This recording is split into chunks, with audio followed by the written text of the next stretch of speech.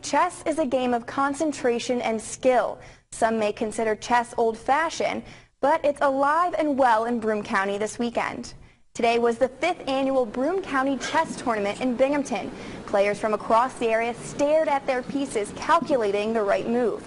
The tournament organizer calls today's turnout decent, but he says he misses the days when the competition was full. But for sit-down tournaments like this, it's hurt the numbers a little bit because people can play online, but it's still the most popular game in the world, still. The youngest player in the tournament was Raymond Wong. He's an 11-year-old from Ithaca. He isn't ranked yet, but his competitors say he's one of the best in the area and a player to watch in the coming year. Welcome to Tashkent 2014, one of the preliminary tournaments leading up to the candidates final for the World Championship Challenger. It's in a series, a FIDE Grand Prix series. A lot of great players in here, but especially for me is my buddy Carl Nakamura is in it, and I hope Carl does well. Anyway, folks, FIDE Grand Prix Series, Tashkent 2014. Games coming up. Here are the standings after round 8 in the current leg of the FIDE Grand Prix Series in Tashkent. Andreikin from Russia and USA's star Carl Nakamura and Jobava with 5. Jobava is starting to be the Mikhail Tal of the modern era. He's a pretty wild player. And at 4.5 is Vasily Graf Mamajarov. With 4 is Rajabov, Yakovenko, Karyakin, and Caruana. At 3.5 is Anishgiri, Kazmanjanov with 2.5, and poor Boris on the bottom with 2 points. And that's the standings after round 8. Hi folks, John Cordisco here. Gotta tell you, this is a wild game coming up. Round 8 of the current leg in the FIDE Grand Prix Series in Tashkent between Boris Gelfand as white, former World Championship challenger, and one of the most interesting, exciting players around, Jobava, I believe, is from Soviet Georgia, or they don't call it Soviet anymore, just Georgia. It's a really great game. Actually, the computer doesn't even have an opening for this. It's called Unusual Replies to D4. This is the name of the opening, so this is going to be crazy. And this is what Jobava does. He mixes it up. It's almost like Richard Rapport in a way. You know, I think Jobava is a little better player. You don't know what the hell they expect from this guy. And old school guys like Boris Gelfand that know opening theory inside and out sometimes have a hard time. We'll have to see how it works out. Gelfand is white, Jobava is black. I was going to say let's go through the opening, but I don't even know what the hell it is. B6, E4, Bishop D3, and this is nuts. Bishop E4 check, Bishop blocks, Bishop takes, Knight takes, D6. I mean, somehow, some way, Black has finagled White in exchange of the dark squared Bishop. And then he goes to D6 to help reinforce his defense. And he's not behind in development. F4. He's going with a pawn storm. Knight D7. Queen G4. What's he going to do now? What does he do? He goes here. And the computer shows barely at first. Queen F3. Queen to G7 now. Boris goes for it. He takes the pawn. Now, believe it or not, the computer off screen shows it almost dead even. We know the rook's going to go to G8. Queen has to go to H6. Rook takes. Knight here. Now, just look at this now already. We're on move 11, and this is nuts. So, these are games I love to go through. Queen E7. Obviously, he's going to castle on the queen, so I get his king right out of the center of the board. He gets the queen right out of danger, hits the rook. Rook has to come back. White uses that tempo move to castle. So now we have opposite side castling. Usually leads for some exciting games. Assuming Black's going to castle on the queen side, we'll have to see. Knight G4. Now, I'll bet you before that move, 98% of people, including top players, maybe not the super elite, would have castled long. Jobava just decides to go for it. Knight G4. Queen G3. Can't move the knight now because he loses the rook. And he just brings the other knight up. What to do? What to do? He decides to block off the file with knight to G5. H6, of course, kicking the knight. Knight goes back to H3 instead of F3. Finally, black castles. Move 16. I mean, just look at that pawn center for white. You gotta be kidding, right? Look at this. And the G file is open. Shit, go figure. Rook. Knight H5, kicking the queen. Queen has to go to F3. Doesn't have to, but that's the best spot for it. Now, you're black. What do? Computer likes king to B8, rook D to G8, which makes sense, doubling up on the file. Jobava decides to go. Now the computer picked his move. I wonder if we're still in his preparation. It'd be wild if we still were. Queen H4. Now what?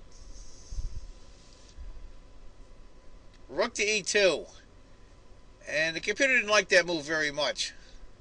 It liked king to B1, bishop C2, queen F1. Rook E2, I think, was an inaccuracy by Boris. Now black has almost a point advantage. Black takes his time, I call a grandmaster move. King to B8. Get your king over when you castle long. Now, for all us amateur players, what do you do now?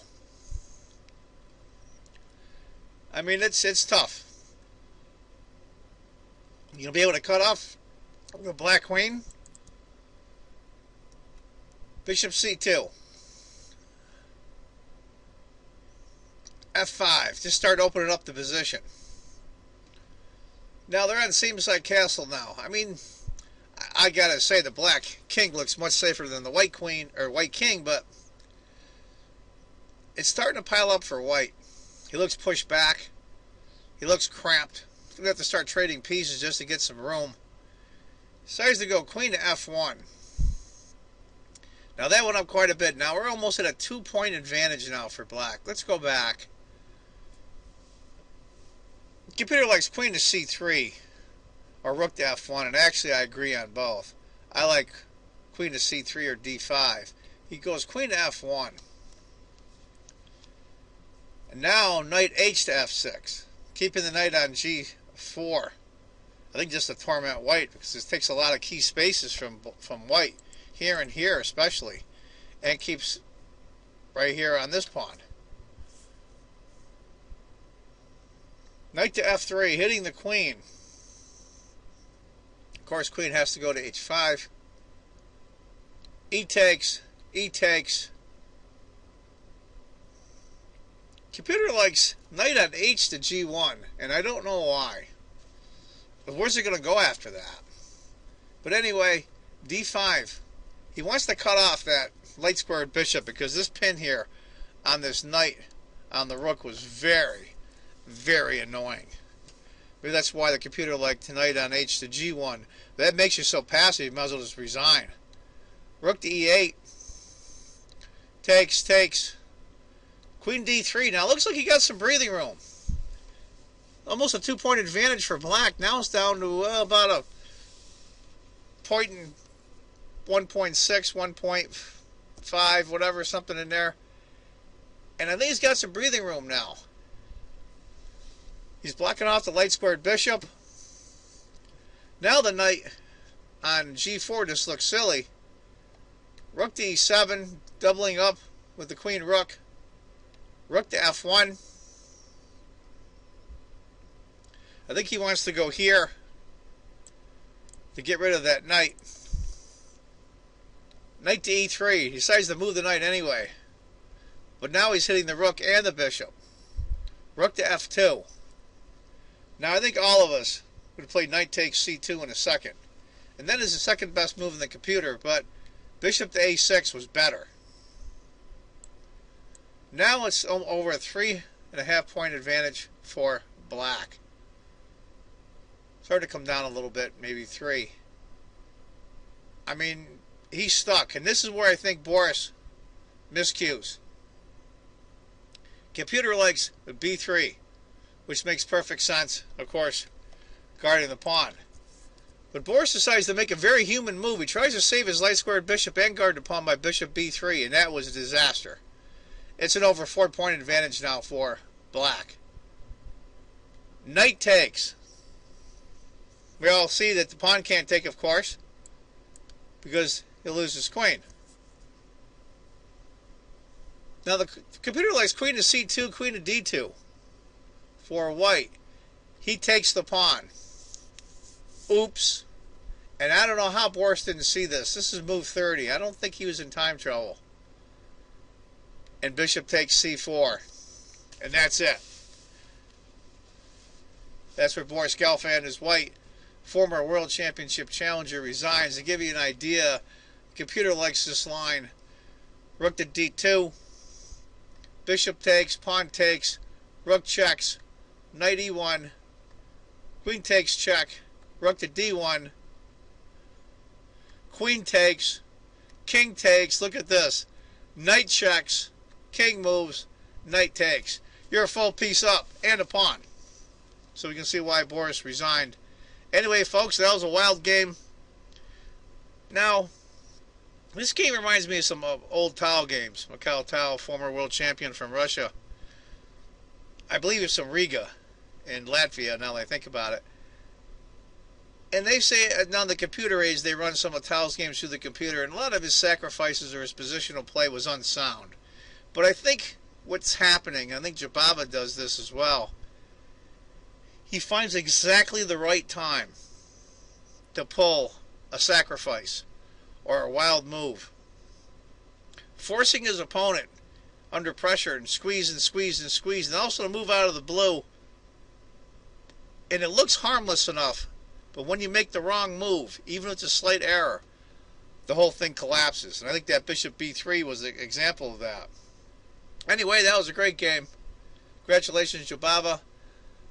And as always, I want you all to remember, folks, if you think chess is just a game, you're not playing it right.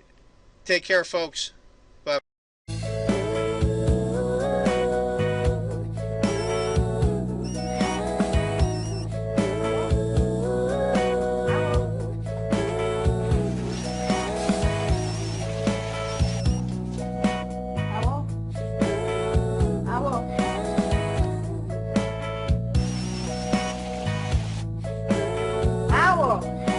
Some calls are better left to the voicemail.